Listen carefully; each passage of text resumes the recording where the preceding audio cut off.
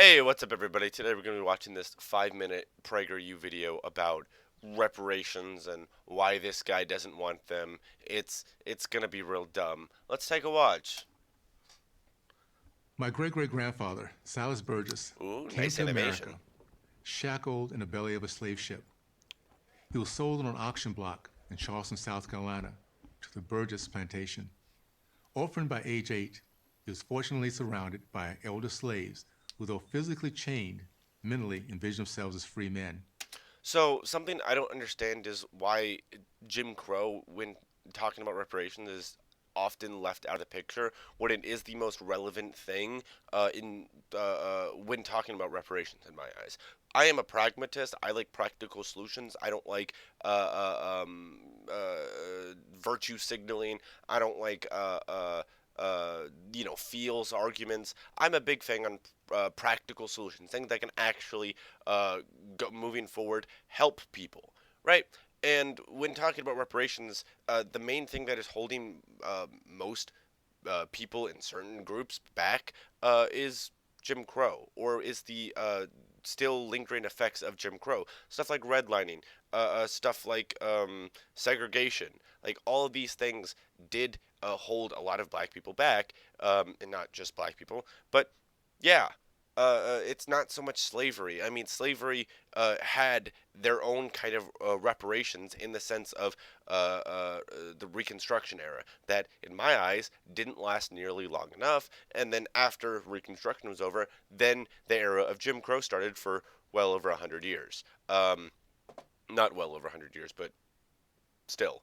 Um, so yeah, this is just kind of to start off not the best start to a video about reparations in my They eyes. escaped, taking young Silas with them, making their way to West Texas. Silas worked hard and saved his money. Eventually, he became the owner of 102 acres of farmland, which he cultivated and paid off within 2 years. I proudly carry the name of my first American ancestor, who, like millions of others, drawn or brought to our country. Oh, he's a wait. This guy's a Oakland Raider, a former Oakland Raider. Guess what? Let's go Steelers! First win of the season. Destroyed the Bengals. Fuck the Raiders. Struggled past overwhelming obstacles to live the American dream. Silas founded the first black church, the first black elementary school in this town.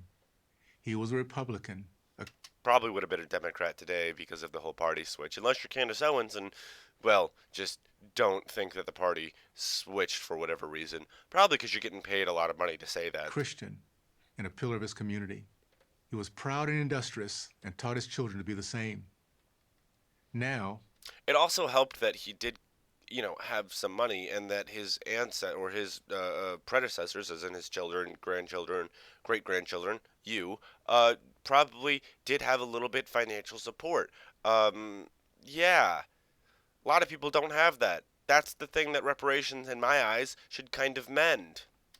because great-great-grandpa Silas was once a slave, so-called Mm. progressives want to give me money. No, no. I don't want to just give you a bunch of money. I want to pump money into historically underfunded areas. Yeah, that would be my version of reparations. But, PragerU doesn't care about the nuance of actually what reparations is. And yes, I would say just giving people money is probably the worst form of reparations. Never mind that, like him, I'm an entrepreneur who received an excellent education, built businesses, raised a remarkable family, and unlike most white Americans, earned a Super Bowl ring. Wait, what? That's a weird thing to bring race into. Why wouldn't you just say unlike most Americans?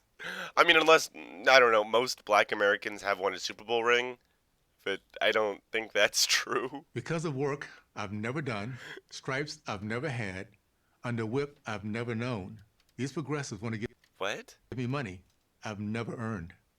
The fact that this money will be forcibly taken from others who also dreamed, Oh, bet. Is that a medical payments? earned. Are you for Medicare for all? Oh, look.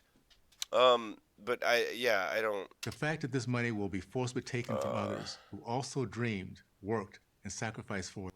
look, I don't get how or why all the right likes to be, oh, well, we're gonna have to pay these government programs through taxes. Well, yeah, that's how government works. Get people, like, come on. But I don't know. Would you be in favor of cutting the military spending so we don't have to pay as many taxes? Probably not, because they will be like, well, we need the military. Well, then I would argue that we need, let's say, some form of reparations or some form of Medicare for all, right? Like, I don't know. The argument that taxes are going to go up is one of those arguments that is just really, really, really dumb on its own. Because, no duh. You have to argue why that is not worth taxes going up, and I have to argue why it is if I'm arguing for something and you're arguing against something when implementing it into government policy, right? I'm told it's not my concern, but it is. At the core Wait, who's telling you it's not your concern? of the reparations movement is a distorted and demeaning view of blacks and whites. It grants What? superiority to the white race, treating them as an oppressive people too powerful for black Americans to overcome. It brands blacks as hapless victims, devoid of the ability which every other culture possesses to assimilate and to progress. No.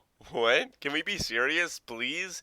First of all, I don't want anyone to assimilate. I just want to make sure or to ensure that everyone or people have enough resources to live a comfortable and happy life. That's all I want. And I think that historically speaking, policies like segregation, Jim Crow, redlining have kind of prevented certain groups of people in this country from doing that.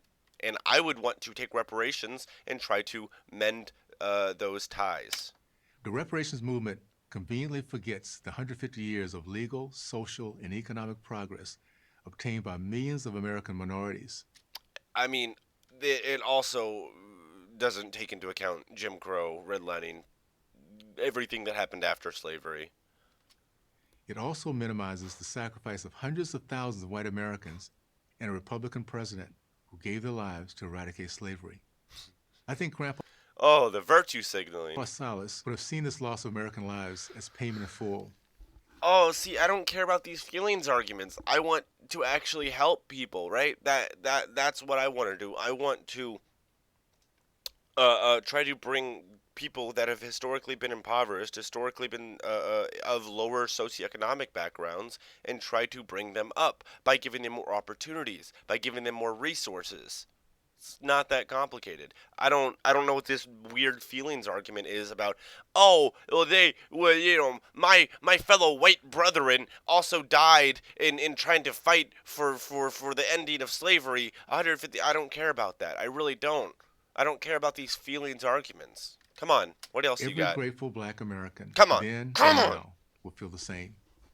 The reparations movement also reinforces a view of racial relationships that undermines America's Judeo-Christian foundation. What? No, seriously. What the fuck does that mean? It defies the ideals of forgiveness and second chances and scorns individual accountability. Proponents of reparations believe that black Americans are incapable of carrying their own burdens. No, I just think that they're kind of, at a disadvantage right now, and I don't like people. I don't think that's fair, right? You wouldn't say, let's say there's a race, right? There's person A and person B, and person A gets a 5 minute head start, and then person B finally is let to go, and you're like, hey, well, that's not fair. How come person B is at a disadvantage? And you're saying, you just think person B is not capable of winning the race on his own. And then I would say, what? No. I think that it should be a fair race so we can actually decide or see who can win, right? You wouldn't, that would be a dumb thing to happen. What the fuck? While white Americans must bear the sins of those who came before them. I don't bear the sins of anyone except for myself, and I don't believe in sin, so I don't know what that means. Proponents do not take into account the majority of white Americans who never owned slaves, who fought to end slavery, or who came to America long after it was ended. How about Jim Crow? When are you going to talk about Jim Crow? This divisive message marks the black race as forever broken, a people What? whose healing can only come through the guilt, pity, and benevolence of whites. Tragically, we now see this playing out on our college campuses, as young white Americans acknowledge their skin It's always the college campuses. color as a privilege. Young black Americans, with no apparent shame, accept their skin color as one that automatically confers victim status. In doing so, they seem unaware that this perception of blacks was shared by the 1960s Southern white supremacists of my youth. Those who seek reparations have Wait, so the Dixiecrats were in favor of reparations? Really? accepted the theory that skin color alone is capable of making one race superior to the other. No, that's not. What the fuck? That with no additional effort, values, or personal initiative, white Americans will succeed while black Americans will fail. No, I mean, certain minority groups, I don't want to just say black Americans or black people, but certain groups of people have been kind of historically oppressed in this country via I know I keep repeating myself. I know I sound like a broken record in this video, but like redlining, like Jim Crow, like segregation, all of these things kind of prevented black people from succeeding. They held them back, and now they need, or they're still at a disadvantage. And people are like, well, no, you just don't think they can do it themselves. Well, I mean, I think they probably could. Maybe some of them. I don't know. I don't like to say them as a collective because that's kind of dumb. But I don't know. Like, I think it would just be more helpful, more practical if we were just to try to give them a little bit of help to succeed, more opportunities, right? At its very core, this represents the condescending evil of racism. It certainly does not represent black America's potential. 40% of black households today live the middle class American dream. But is how? But wait, but what's the number proportionally to like white Americans or other groups? There are thousands of black Americans among our nation's top 1% of income earners. Doctors, lawyers, These stats are so misleading. engineers, and professors, This is so not disingenuous. to mention music, TV, film, and sports stars. Many of our society's most revered and celebrated citizens are black. The journeys of these What?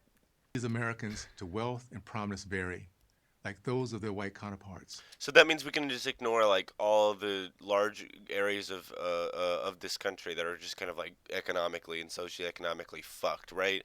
We can just forget about those because we did it, guys. We feel good now. We don't feel any guilt. I never felt guilt. I want to just help people, right? But I don't feel guilty anymore. I can go back to eating my fucking Haagen-Dazs and not having watching TV and not having to worry about people who are not doing as good as I am. And I don't have to worry about helping them because that would take effort. That would be too much. I feel great. Never mind. This guy's 100% right. Oh my gosh. But many benefited from having ancestors like Grandpa Salas, who embraced the opportunities their country provided and who left behind a legacy of proud, productive, patriotic, and successful families.